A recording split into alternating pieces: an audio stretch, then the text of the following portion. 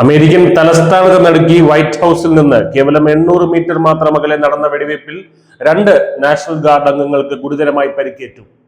ബുധനാഴ്ച വൈകുന്നേരം ഫറാഗട്ട് west metro സ്റ്റേഷന് സമീപം പെട്രോളിംഗ് നടത്തുകയായിരുന്ന സൈനികർക്ക് നേർക്കാണ് ആക്രമണമുണ്ടായത്.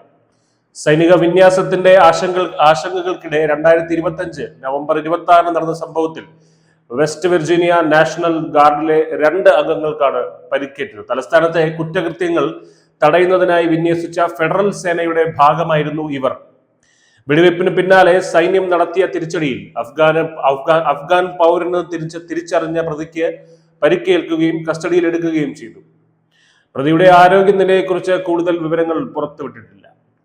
നേരത്തെ വർദ്ധിച്ചു വരുന്ന കുറ്റകൃത്യങ്ങൾ തടയാൻ എന്ന പേരിൽ പ്രസിഡന്റ് ഡൊണാൾഡ് ട്രംപിന്റെ അടിയന്തര ഉത്തരവിനെ തുടർന്ന് ഏകദേശം 2300 സൈനികരെ DC-യിലേക്ക് വിന്യസിച്ചിരുന്നു.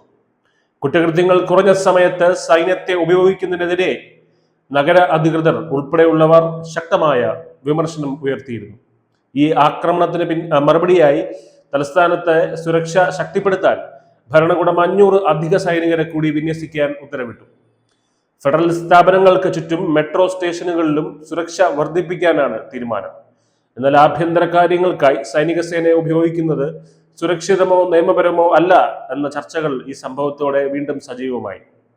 സൈനികവൽക്കരണം അക്രമം കുറയ്ക്കുന്നതിന് പകരം അത് വർദ്ധിപ്പിക്കാൻ കാരണമാകുമെന്ന് പ്രാദേശിക അധികാരികളും പൗരാവകാശ പ്രവർത്തകരും ആശങ്കപ്പെടുന്നു.